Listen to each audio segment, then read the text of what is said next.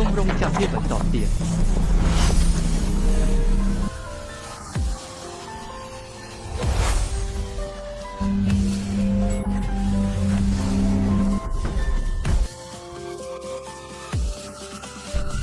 អរគុណសម្រាប់អ្វីទាំងអស់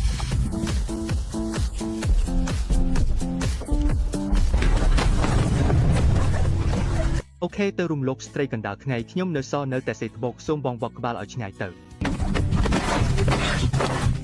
នៅតែចង់មកប្រជែងមនុស្សទៀតសុំរករឿងស្លាប់ទៅចុះចង់យកក៏យកទៅតាមខ្ញុំមកណាប្រុសនោះបានជួបនារីសេរីម្នាក់បន្ទាប់ដោយចៃដន្យដោយសាររឿងនេះគាត់ស្ទើរតែបាត់បង់ជីវិតព្រោះនារីនោះឈ្មោះអ៊ីជិនគាត់ជាទីយាបនៃក្រុមហ៊ុនធំមួយនៅកូរ៉េប៉ុន្តែដោយសាររងប្រធានក្រុមហ៊ុនវាងចង់ប្រជែងយកអំណាចមិនត្រឹមតែគាត់រៀបចំផែនការធ្វើឲ្យឪពុកនាងមានបញ្ហាទេតែថែមទាំងកំហិតនាងទៀតដើម្បីឲ្យនាងផ្ទេរភាគហ៊ុនរបស់ឪពុកនៅក្រុមហ៊ុនអ៊ីជិនមិនព្រមទេហើយវាងក៏បញ្ជាឲ្យបុរសរបស់គាត់ចាប់នាងទុកជាមុនដើម្បីមិនឲ្យនាងចូលរួមប្រជុំក្រុមប្រឹក្សាភិបាលក្រុមហ៊ុនវាង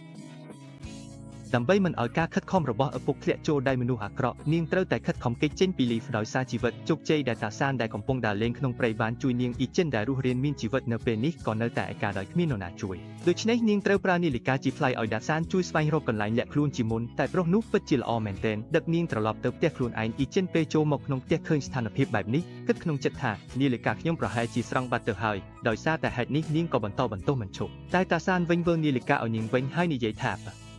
រសិនបើខ្ញុំមិនឃើញថាអ្នកនៅសេរីខ្ញុំក៏មិនចាប់អារម្មណ៍អ្នកដែរកុំធ្វើខ្លួនមិនស្គាល់គេឲ្យបានយូរបើអ្នកមិនចង់ស្ថិតនៅទីនេះទេក៏អាចចេញទៅបាននិយាយចប់គាត់ក៏ដើរចូលបន្ទប់ចំណែកអ៊ីជិនដែលរត់មកមិនឆ្ងាយពីផ្លូវសោះពេលនេះក៏ភ្លៀងខ្លាំងណាស់លើតុមានមីកញ្ចប់ដែលដាក់ទុកមិនដឹងប៉ុន្មានថ្ងៃហើយប៉ុន្តែវាក៏ទាក់ទាញចំណាប់អារម្មណ៍របស់នាងខ្ញុំឃ្លានហើយយប់កណ្ដាលធាសានដែលគេងស្រួលពិតមានរបួសនៅជើងគាត់ក៏មានអារម្មណ៍ជាចិត្តមិនតិចដែរព្រឹកថ្ងៃបន្ទាប់គាត់រៀបចំសម្លៀកបំពាក់ស្អាតស្អំឲ្យនាងរួមទាំងស្បែកបិទរបួសនិងថ្នាំផងដែរអ៊ីចិនក្នុងចិត្តពេលនេះមានអារម្មណ៍ប្រសើរឡើងបន្តិចកំពុងរៀបចំខ្លួនទៅងូតទឹកប៉ុន្តែរោគជាលងូតទឹកមិនឃើញនាងដូច្នេះត្រូវស្នាក់នៅជាមួយធាសានហើយសួរថាសុំសួរម្ដងថាជាលងូតទឹកនៅណាវានៅសម្រាប់ងូតទឹកមែនហើយមិនមែនជាម្សៅបកខោអាប់ទេ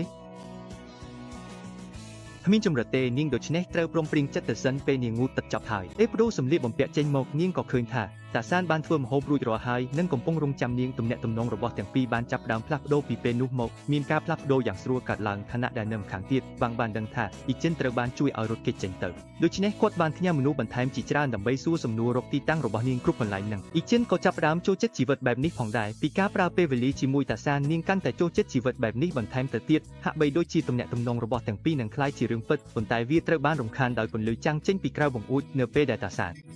ដោយសេចក្តីខឹងតាសានបើកទ្វារចេញទៅហើយបានវាកូនកណ្ដាលរបស់លោកវាងហៅឲ្យគាត់ប្រគល់មនុស្សដែលជាកន្លែងសម្រាប់ពួកគេក៏ចង់នាំទៅដែរឬលោកចាស់នេះអាចអត់ទ្រាំបានតែអ្នកម៉ាក់នេះមិនអាចអត់ទ្រាំបានទេជាពិសេសទៅទៀតគាត់បានអត់ទ្រាំមករយៈពេលជាង30ឆ្នាំហើយដោយមិនដែលបានសាក់រសជាតិសាច់សត្វសោះតែនេះក៏ពិបាកដែរ